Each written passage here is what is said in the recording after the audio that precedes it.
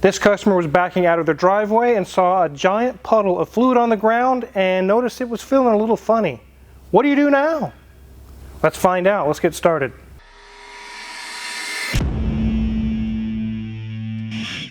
Car Wizard, I thought you said Lexuses don't break. Right, Car Wizard, Lexuses and Toyotas don't break. I thought you said they don't break. No, I never said that. I said they're the most reliable vehicle on the planet compared to the others. It doesn't mean they'll never break. This is a 1997 Lexus LS400, one of the most bulletproof Lexuses you can find. And yes, even it is broken. Like I mentioned, the customer was backing out. They saw that giant puddle of fluid. It scared them. They noticed it's feeling a little funny. They put it back into the driveway, put it in park, and are like, okay, I got to get this thing up to the Car Wizard. I don't know what in the world just happened. What are you supposed to do when something like that happens? You got plans, you got meetings to go to, you got to get to work or kids to daycare or school or wherever, and you back out and you're like, oh my God, what is that? This giant puddle of fluid. The first thing is to identify what fluid it is. We'll go over that here in a little bit. Before we dive into figuring out what's wrong with this Lexus and what to do in these situations, let's take a look at this thing. What does it look like after 250,000 miles? Here's a very familiar front end if you've ever seen these Lexuses on the road. They used to be all over the place. Now they're not so much, but they are iconic. They look like a Mercedes-Benz, don't they? And that was the market they were after when these were new. As we go down the side, it has the two-tone color with the darker gray cladding on the bottom. Very, very nice condition. It does have a small amount of rust right here by the rear driver's taillight, but this is to be expected with a car of this age. Here in the back we can see that the bumper is starting to fade, but the paint is still there, just not shiny. There we see LS400. Here's some more rust by the wheel arch on the rear wheel. We do see some scuffs and a little bit of fading on both of those doors. Again, it's got a lot of miles on it. We do see a small minor impact in the front right bumper there. Looks like they crumpled the plastic. Let's go look under the hood. All right, oh, I let my scan tool in here. We scan almost every car that comes in the shop with one of our scan tools, either to read a code or to watch how the car is performing. Did you know that there are people out there scanning the web for your data? While my scan tools are used to fix your car, those other people out there are stealing your information. Your full name, address, phone number, email, social security number, your relatives' info, and so much more. Everything you don't want other people to have, steal, or sell. How many notices have you got in the last year about data breach from a company you've used? 1, 5, a dozen? And just think, that's only the companies that have identified breaches. How many times has your information leaked without you knowing it? That's where today's sponsor, Incogni, steps in. They track down and remove your personal information from multiple sites. In the last couple of months, Incogni has completed 315 removal requests on my behalf and 358 requests for Mrs. Wizard. I can't believe that there were that many places that had our information.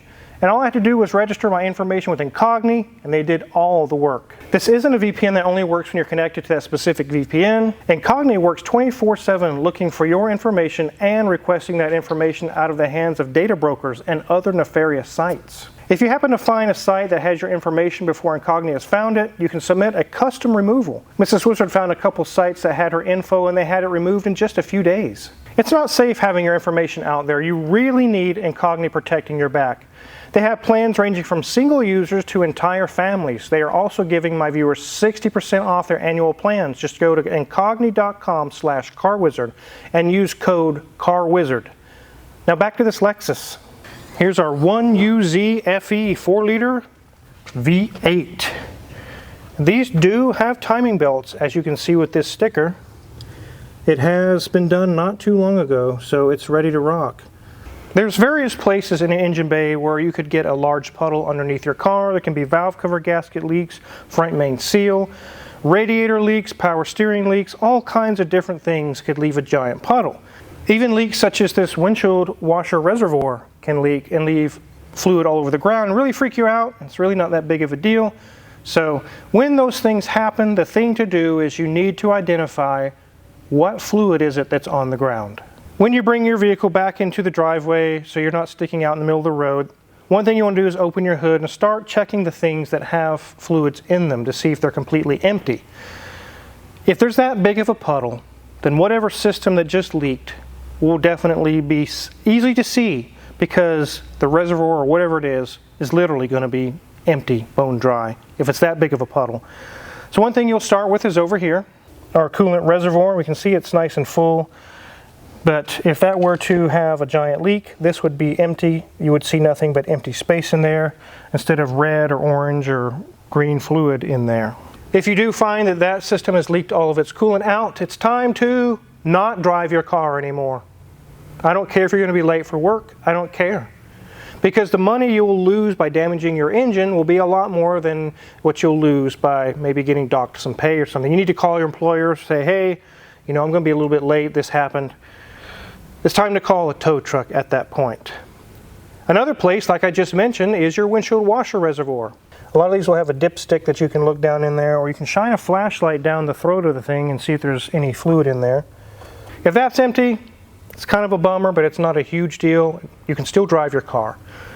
The next place, if it leaks out, you definitely don't want to drive your car, is your brake fluid reservoir on your master cylinder. We can see that it's nice and full. It hasn't lost all of its fluid. If there's a giant puddle on the ground, that's going to be completely empty. One thing you can do is wiggle the whole reservoir and you can watch the fluid jiggle. We can see it's at the max mark, so that's good. If that's completely empty and there's fluid all over the ground, very likely brake fluid, again, you're not going anywhere. Call a tow truck. Another place to definitely check is to make sure your blinker fluid is not empty right over here. Wizard, there's no such thing as blinker fluid. You're showing a blonde moment. Yes, that's right. There is no blinker fluid. There's no exhaust. Actually, there is exhaust fluid, Mrs. Wizard, in diesels today. There is, but that's a whole different story. And if you're driving a diesel with DEF fluid, you know what that fluid is. A common joke we used to play in the Army is send the new mechanics out to get an exhaust fluid sample. You actually could today. Anyways, back to the engine bay.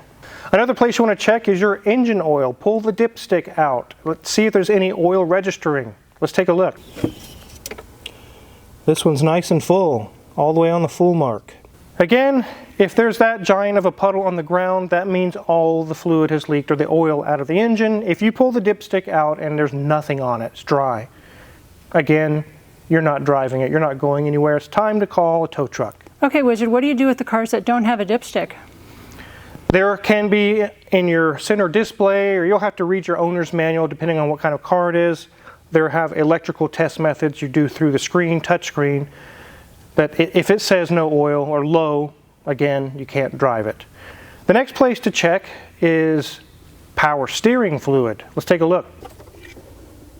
Look at that, guys. It doesn't even register, hardly just a tiny drop. And there's a little bit of fluid in there. It's red. It's very, very low.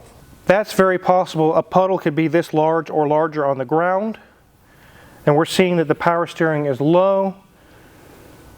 Again, you probably shouldn't drive your vehicle because the power steering is going to be so hard to steer, and you could damage the pump by running it dry like that. Another instance of calling a tow truck. So the fluid's on the ground. Another thing you can do is identify the fluid. What color is it? Is it blue, like washer fluid? It could be washer fluid. Again, check your levels like we just showed you. Is it orange or green? Probably antifreeze. That's where you go, and like I just showed you guys, you check that fluid. If it's dark brown or black, it could be engine oil or power steering fluid. That's where you go to check those fluid levels again. Brake fluid's usually going to be clear, kind of clearish like water. It could be slightly brown. But those are some of the fluid colors you can look for and kind of identify where you should be looking in the engine bay to see if it's empty. So basically, any puddle you find on the ground, unless it's bubbly blue, like it's got bubbles in it, like washer fluid, you're probably going to be okay, especially if your washer reservoir is empty. Everything else checks out good. You'll probably be okay. Everything else, it's time to call the mechanic, it's time to call a tow truck. Let's let Mrs. Wizard show you guys a really quick interior tour, and then we'll get this on the lift and see where is this leaking from. Okay, ladies and gents, there you got it. 256,090 miles. And don't you love that gauge cluster? Real quick interior review today. Look at the dash. looking really good. They've modernized it with a cell phone holder there. But look at this intersection. Doesn't this harken back to those 90s Mercedes that we're used to seeing? Yeah, even has some nice wood trim there in that center section. And even look at the gear selector. Looks so much like a Mercedes. Wow. I wonder where they got that design from. But otherwise, we've seen what these look like. We've seen the interior of a Lexus, and it looks pretty much the same there around the rest of it. So let's get this on that lift up there and see where is this leaking.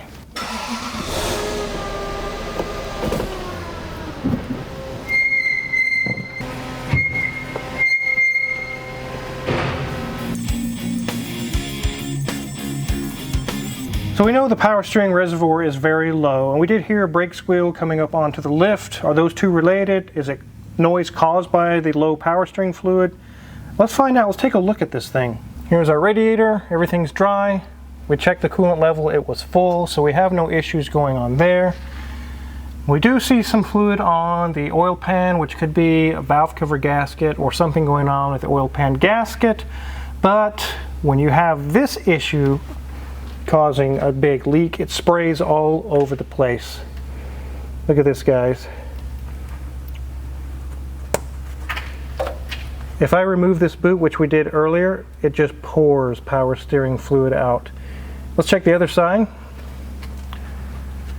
Same thing.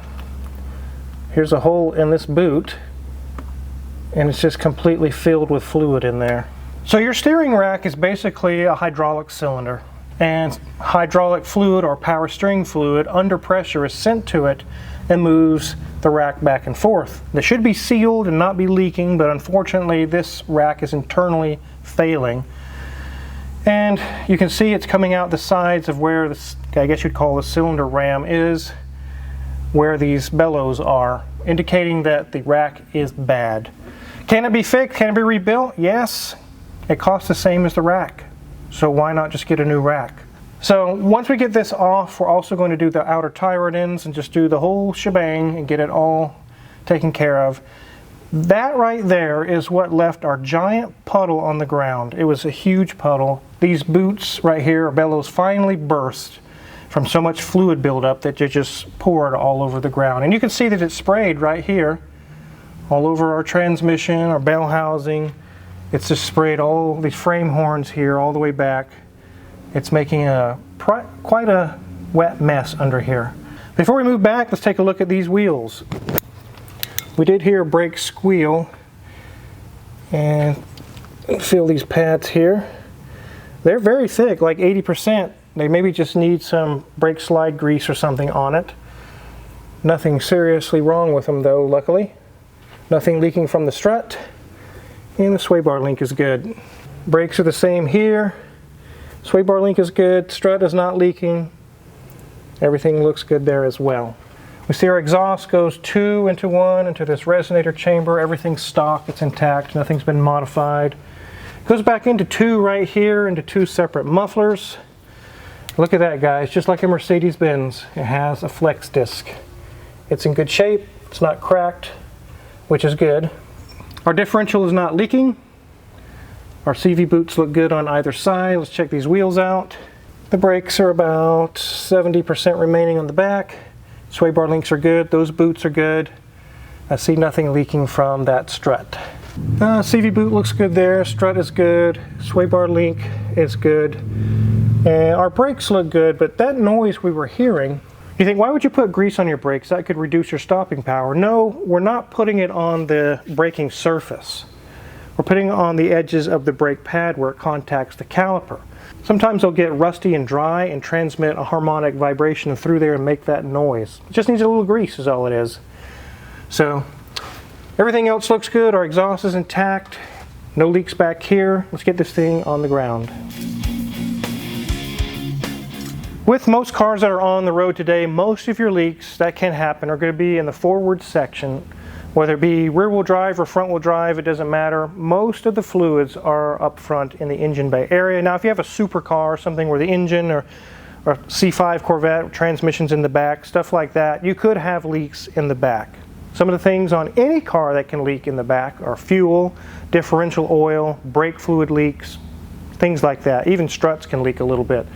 But again, most of the leaks are going to be in the front area, the forward section of the car. The trick is, once you see a giant leak, identifying where did it come from and what are my probabilities that I'm able to drive my car right now. And tasting them really probably shouldn't be the first option they do. No, you guys probably shouldn't be tasting fluids out there. It's just kind of a car wizard gimmick that I do. Maybe you can smell it. Sometimes you can smell if it smells like antifreeze, smells kind of sweet, or smell it if it smells like engine oil, but don't taste it. It's probably not a good idea. It definitely doesn't taste good. I know from experience. So definitely wanted to get a video out there for you guys. When that time comes and you have this giant puddle on the floor, what's next? What do I do now? Now you kind of know what to do. As far as the cost on this, it's going to be a couple grand. There's a few other items we're going to fix on top of the steering rack and all those things. It's not a huge amount of money, but the customer did inform us we're going to fix those items. That's all the money they have right now. They're not going to go any further on the car. They said, I appreciate if you find other items, they're going to have to wait. We'll just focus on those few things and then we'll bring it back another day. So that's where we're at on this Lexus LS400. Now you guys know what to do when you see that puddle on the ground. So if you're curious what kind of tools we're going to use to do the work on this LS400, which by the way, I love LS400s. I think they're really cool cars. They're iconic, even today in 2025. Check our Amazon affiliates link in the description below. If you purchase any of the tools there, we get a small cut and really appreciate it. Again, a lot of the tools we use in the shop are there for sale. Make sure also to hit the subscribe button because we have a full schedule, which means lots more videos for you guys. Thanks for watching.